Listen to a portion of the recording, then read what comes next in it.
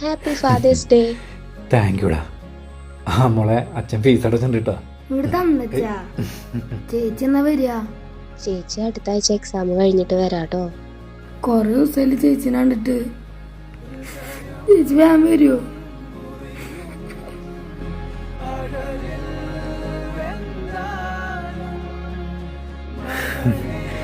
അവളിവിടെ ഉണ്ടായിരുന്നു, ഇപ്പൊ രണ്ടുപേരും അടിയായിരുന്നല്ലോ. ഇപ്പൊ എന്ത് പറ്റി? ചേച്ചിനെ കാണാണ്ടിരിക്കാൻ പറ്റില്ല ചേച്ചാ. നാളെ നീയും ഞങ്ങളെ വിട്ടു പോകണ്ടല്ലേ ഇതുപോലെ?